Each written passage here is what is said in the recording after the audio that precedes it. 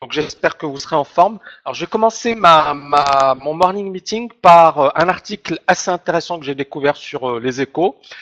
Et donc j'avais envie d'abord de vous poser une question avant même de décortiquer l'article.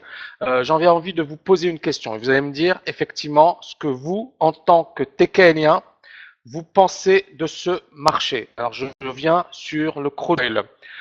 J'ai envie de vous poser la question. Premièrement, sur une base hebdomadaire, est-ce que c'est un marché qui était acheteur durant toute la baisse? Est-ce que là, par exemple, là, on aurait pu dire c'est un marché que j'achète, c'est un marché que j'achète, c'est un marché que j'achète, c'est un marché que j'achète?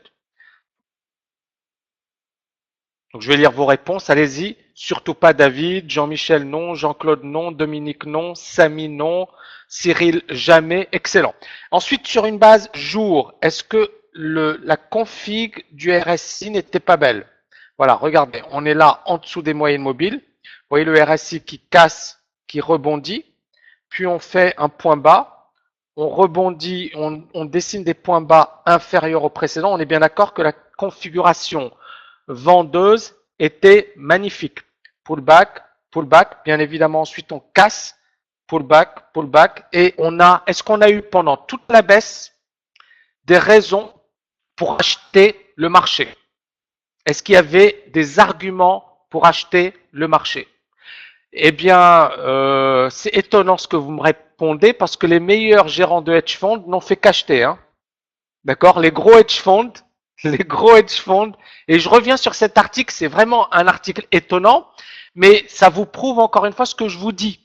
Et ce que je n'ai pas arrêté de vous dire, c'est que vous pouvez battre les meilleurs experts, que les meilleurs experts ne disposent pas de cette expertise. Et quand je vous dis je suis fier de la TKL, je sais pourquoi je le dis. C'est parce qu'effectivement, quand on voit ce que font certaines personnes qui sont quand même payées des fortunes, qui gèrent des fonds considérables, et quand on voit ce que font les TKLiens, qui pour certains sont des novices parfaits en matière de finance, quand je vois vos réponses, je me dis, je suis fier de ce que j'ai réalisé, et je suis fier des réalisations de la TKL. Et on va revenir rapidement dessus.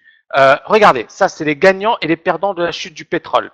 Alors il y a un Français, le hedge fund Endurant Capital, c'est l'un des rares à être sorti renforcé du pandémonium, capital des enfers, des matières premières et du pétrole. On va revenir dessus rapidement. Les fonds spécialisés sur l'énergie ont été pris de court par le contre-choc pétrolier. Donc déjà, question que je vous pose, est-ce que vous, en analysant de manière hyper, vous voyez, on a fait encore une fois rien de sorcier, est-ce qu'en analysant de manière calme, sereine le marché, est-ce qu'on l'aurait acheté? Certainement pas. Et regardez, comme anesthésié par une longue période de faible volatilité et risque limité, les hedge funds n'ont pas vu venir le brusque contre-choc pétrolier. Il a même été le coup de grâce pour certains d'entre eux. C'est-à-dire qu'il y a des fonds qui ont fermé la porte. Tel le fonds matières premières de Brevan Howard, en sursis depuis plusieurs mois et qui va fermer. Ce fonds ne représente que 2% des actifs de Brevan, mais cette fermeture s'ajoute à d'autres désillusions, gestion quantitative, départ d'équipe, etc. Quelques rares fonds mal partis cette année se sont rattrapés lors des 2 derniers mois, mais pour la plupart, la situation n'a fait qu'empirer. En effet, les hedge funds restent encore acheteurs nets de pétrole. Je dis bien, les hedge funds restent encore acheteurs nets de pétrole. Ils ont accompagné la baisse en tentant de limiter les dégâts plus qu'ils ne l'ont anticipé. Incroyable mais vrai, n'est-ce pas Abdelatif? Incroyable mais vrai. Hein, ce sont quand même des gars, entre guillemets, c'est-à-dire les meilleurs des meilleurs qui gèrent ces hedge funds. Entre guillemets, ils sont censés être parmi les meilleurs des meilleurs. On est bien d'accord. C'est-à-dire, un hedge fund, c'est qui? C'est généralement quelqu'un qui a réussi dans une banque, type Goldman Sachs et compagnie, et qui ensuite se dit, j'ai acquis une expertise, j'ai acquis des connaissances, et je vais développer mon propre hedge fund parce que j'ai une notoriété, je suis connu, généralement. D'accord? Mais voilà, c'est ce que je vous avais dit, même les gérants, les traders de banque, pas la peine d'être impressionnés par eux. Alors, on continue. Historiquement, ils n'ont été vendeurs nets qu'à de rares occasions, en 98, 2001, 2002 et 2006. D'accord? On continue. Une centaine de hedge funds opèrent exclusivement sur les segments des matières premières et gèrent autour de 80 milliards de dollars. peut anticiper le violent décrochage de l'or noir et rafler la mise. Et là, j'ai envie de dire, voilà, Nicolas. Mais encore une fois, et ça ne m'étonne pas. Ça ne m'étonne pas. C'est-à-dire que, je vous avais dit, moi j'ai travaillé dans un cabinet d'analyse technique, d'accord? On facturait nos services pour les salles de marché 100 000 euros.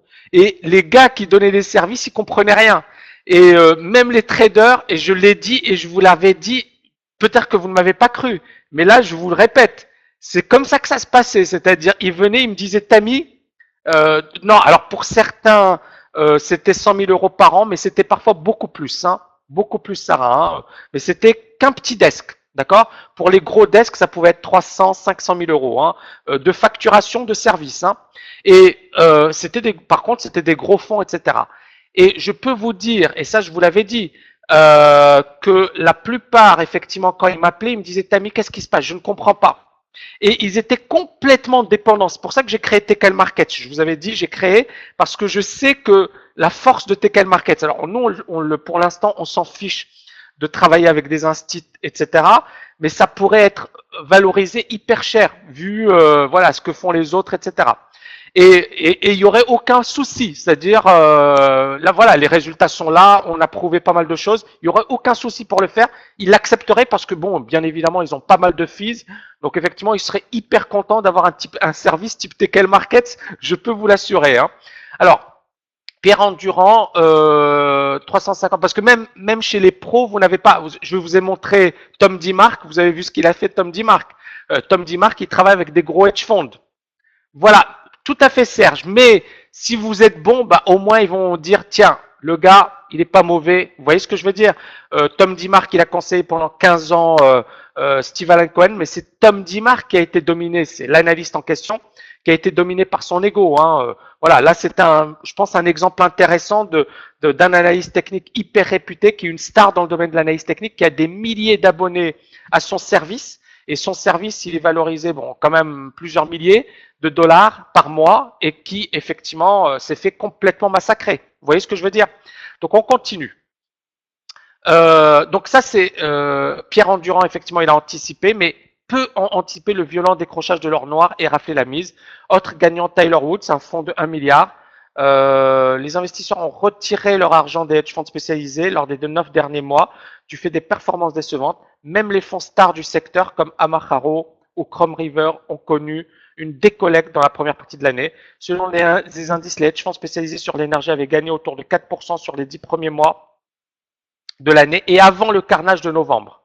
Entre 2011 et 2013, le rendement annuel a été à chaque fois inférieur à 1%.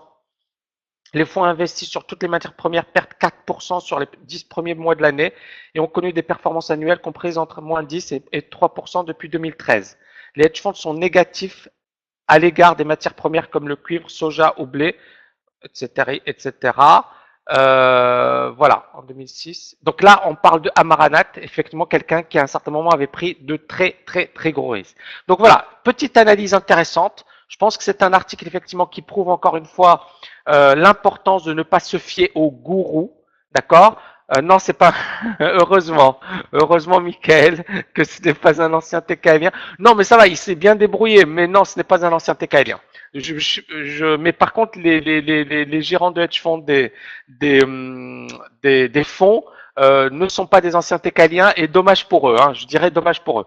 Donc, ce que j'ai envie de dire, c'est que d'une certaine manière, ça prouve encore une fois l'amateurisme de certains fonds. Également la puissance de la méthodologie TKL, parce que j'ai posé la question, il n'y a aucun étudiant qui aurait acheté le pétrole. Et je pense que c'était plus qu'évident. C'est-à-dire que quand vous avez un beau marché comme ça, des indicateurs techniques qui sont aussi magnifiques, la personne qui achète n'a rien compris. C'est-à-dire, je vais lui demander de repasser le QCM. Vous voyez ce que je veux dire?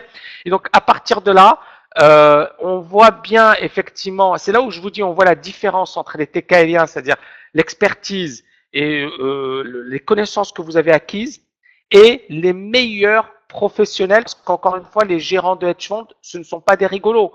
Vous avez 100 hedge funds dans la planète sur le pétrole, ça veut dire que les gars qui sont sélectionnés dans les hedge funds, c'est la crème de la crème, on est bien d'accord. Ce ne sont pas des rigolos, on va prendre les meilleurs de Harvard, les meilleurs de Polytechnique, les meilleurs des grandes écoles, on va prendre les meilleurs des banques également, et à partir de là, on va leur permettre de créer, où ils vont créer leur hedge fund. Vous voyez ce que je veux dire? Donc à partir de là, c'est véritablement, il y a une sélection draconienne. Et donc pour que sur cette sélection draconienne, donc vous avez déjà des personnes qui sont hyper sélectionnées, triées sur le volet et qui font des erreurs aussi grotesques, parce que ce sont effectivement des idées, des trades grotesques et une situation grotesque, il y a un problème et ça prouve encore une fois que ce que l'on fait à la TKL, c'est on est vraiment sur la bonne voie, même si je sais encore qu'il y a encore du boulot et qu'on va essayer dans les années qui viennent d'avancer sur tout ça. Hein.